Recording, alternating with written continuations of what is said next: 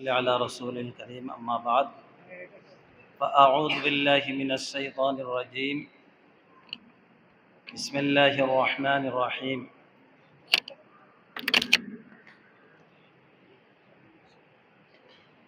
ولا تحسبن الذين قتلوا في سبيل الله أمواتا بل أحياء عند ربهم يرزقون صدق الله العظيم 2013 সালের 5 মে ও 6 মে শহীদদের আত্মার মাগফিরাত কামনা করে দোয়ার মাহফিলের আজকের সম্মানিত সভাপতি নারায়ণগঞ্জ ওলামা পরিষদের সিনিয়র নায়েবে আমির এবং হযরত ওলামায়ে কেরাম, উপস্থিত তাওহীদি জনতা, 5 মে 2013 সালের যা কিছু ঘটেছে আমি এর কিছু প্রত্যক্ষদর্শী ছিলাম। যে 5 মে যা ঘটছে এটা ইতিহাসে, বাংলাদেশের ইতিহাসের পাতায় একটা কালো রাত হিসেবে এটা লেখা থাকবে। একটা ভয়ঙ্কর গণহত্যার রাত্র এবং ফ্যাসিস্ট আওয়ামী সরকারের যারা নাকি এই দেশকে তছনছ করেছে, তার বাহিনী হেফাজতে ইসলাম বাংলাদেশের নেতাকর্মীদের উপর যেইভাবে ঝাঁপিয়ে পড়ছিল এবং গণহত্যা করেছে, এটা পৃথিবীর ইতিহাসে এটা বিরল। রাষ্ট্রপক্ষ থেকে রাষ্ট্রের সাধারণ নাগরিককে এইভাবে হত্যা করা পৃথিবীর ইতিহাসে কোনো নেই। কারণ যারা হেফাজত কর্মী ছিলেন তারা নিরস্ত্র মানুষ, নিরহ মানুষ, কিন্তু নিরহ মানুষের উপর যেইভাবে গুলিবর্ষণ এবং অন্যান্য আগ্নেয়াস্ত্র যেভাবে ব্যবহার করা হয়েছে, তৎকালীন যুগান্তরের কিছুদিন পরে, 2-1 দিন পরেই এর রিপোর্ট পেশ করছিল 1,60,000 গোলা বারুদ ব্যবহার করা হয়েছে হেফাজতের কর্মীদের উপর। পত্রিকা এখনো ওইটা তালাশ করলে পাওয়া যাবে। তো কোনো দেশের সভ্য রাষ্ট্রপ্রধানের পক্ষ থেকে, রাষ্ট্রের পক্ষ থেকে জনগণের উপর এইভাবে নির্মমভাবে হত্যাকাণ্ড করা এটা পৃথিবীর ইতিহাসে নেই। যা পৃথিবীর ইতিহাসে নেই সেটা আমাদের বাংলাদেশের ফ্যাসিস্ট সরকারের পক্ষ থেকে সেটা ঘটেছে। এটা অত্যন্ত দুঃখজনক ঘটনা। আমি সেই রাত্রিতে আমার পাশে আমার বেয়াই সাহেব, নারায়ণগঞ্জের মাটি এবং সমস্ত মানুষের প্রাণের ব্যক্তি, তিনিও ছিলেন ওইখানে মঞ্চের মধ্যে। উনি নাইমে আসছেন, এরপরে আমি ছিলাম শেষ পর্যন্তই। আমি শেষ পর্যন্ত যখন ছিলাম তখন দেখলাম, আমি তখন পরিচিত যারা ছিলেন এদের মধ্যে আমার জুনায়েদ বাবু নগরী সাহেব রাহিমাহুল্লাহ, জাফরুল্লাহ খান সাহেব রাহিমাহুল্লাহ, আহমদ আলী কাসিমি খেলাফত মজলিসের উনি ছিলেন। এই শেষ পর্যন্ত যে ঘটনাটা ঘটছে, যেটা আমি প্রত্যক্ষদর্শী, 3 দিক থেকে যখন হামলা করে আর স্টেজের কাছে যখন চলে আসছে, তখন স্টেজের থেকে আমরা নামতেছিলাম। আমি স্টেজ থেকে নাইমা শাপলা চত্বরের পশ্চিম দিকে তো স্টেজ ছিল, আমি শাপলা চত্বরের পশ্চিম দিক থেকে দক্ষিণ দিকে রওনা করলাম। রওনা করে আমাদের গাড়ি ছিল দক্ষিণ দিকে যখন দেখলাম পুরা দক্ষিণ একেবারে খালি, কোনো মানুষ নাই, কিন্তু রাস্তার মধ্যে অনেক লোক পড়া আছে, রাস্তার মধ্যে অনেক লোক পড়া আছে। আমি দেখলাম যে আমাদের গাড়ি নেই, দক্ষিণ এলাকা খালি।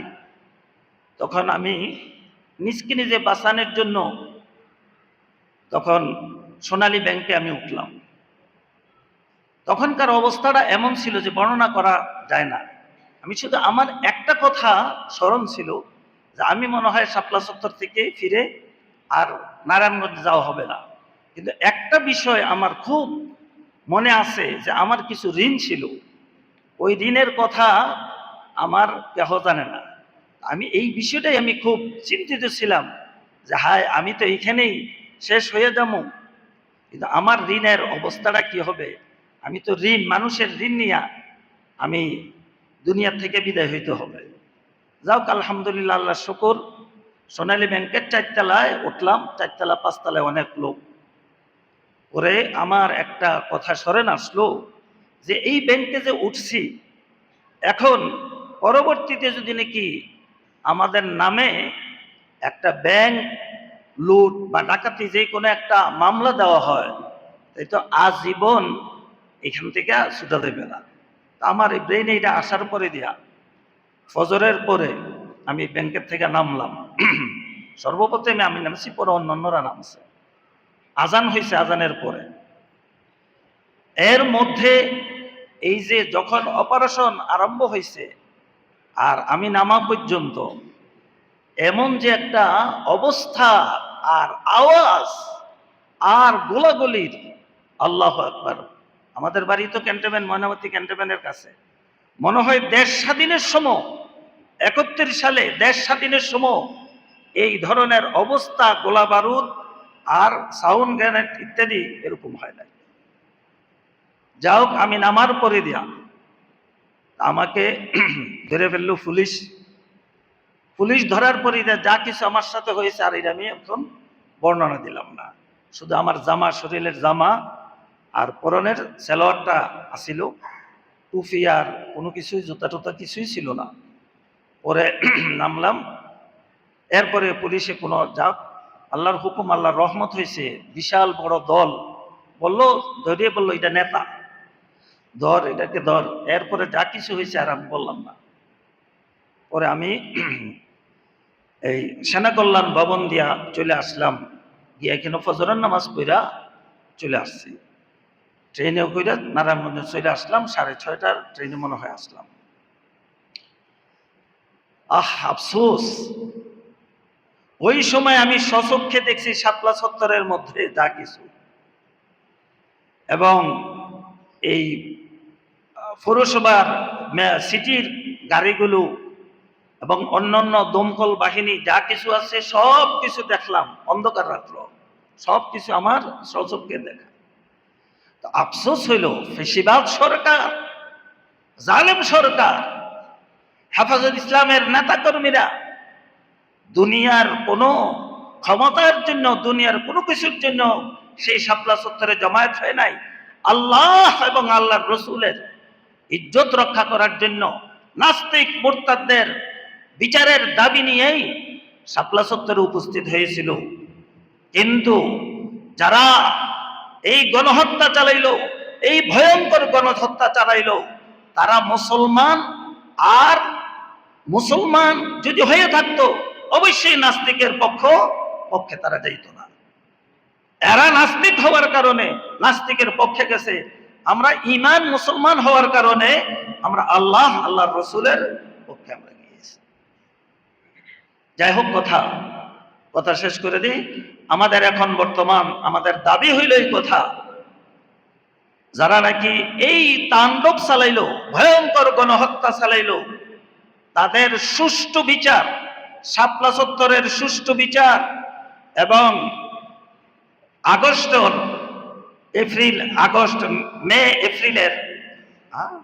আগস্টের যে গণহত্যা, জুলাই আগস্টের গণহত্যা এবং বিডিআর হত্যা, সমস্ত গণহত্যার তদন্ত করে সুষ্ঠু বিচার আমরা দাবি করছি।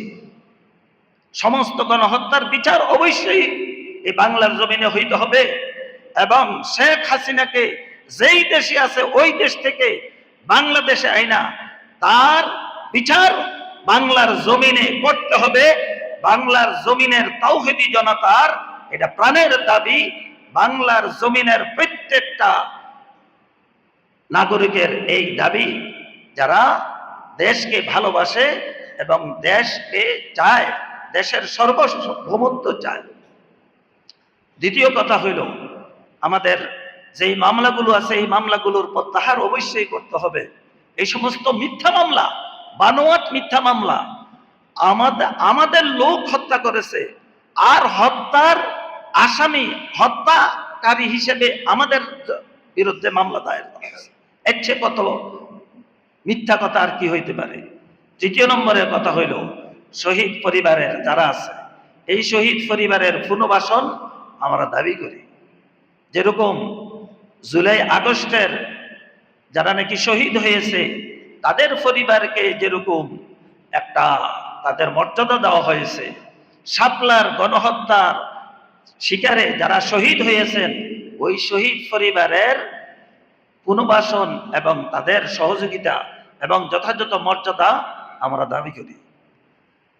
পরিশেষে আমি যে আমাদের নারী বিষয়ক সংস্কার কমিশন, যে সংস্কার কমিশনে যা কিছু প্রতিবেদন পেশ করেছে, 318 পৃষ্ঠার প্রতিবেদন পেশ করছে। এর মধ্যে 33 নম্বর পৃষ্ঠার প্রথম লাইনেই একটা কথা লেখছে, সেটা হইল যে নারীরা বৈষম্যের শিকার হয়েছে ধর্মভিত্তিক আইন বাংলাদেশে থাকার কারণে।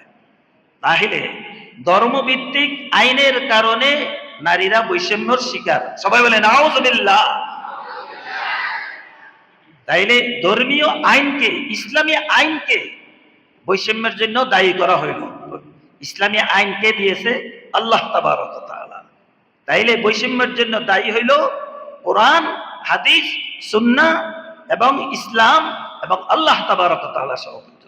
এই জন্য নাউজুবিল্লাহ, এই জন্য আমি পরিশেষে এই কথা বলি, যারা নাকি এই ধরনের জঘন্য প্রস্তাবনা দিয়েছে, তাদের জন্য ধর্ম অবমাননার মামলা, অর্থাৎ ইসলাম অবমাননার মামলা আমরা ইনশাআল্লাহ করব। আপনারা কি বলেন? ইসলাম অবমাননার মামলা তাদের বিরুদ্ধে, এই নারী কমিশনের বিরুদ্ধে আমরা ইসলাম অবমাননার মামলা আমরা ইনশাআল্লাহ করব। আল্লাহ পাক রব্বুল আলামিন আমাদের সমস্ত শহীদদেরকে, শাইখুল ইসলাম আল্লামা আহমদ শফি রাহিমাহুল্লাহ সহ সমস্ত আমাদের বুজুর্গ, আমাদের মুরব্বীদের যারা দুনিয়া থেকে বিদায় নিয়ে গেছেন, তাদের আত্মার মাগফিরাত এবং জান্নাতের আলা মাকাম আমরা কামনা করি।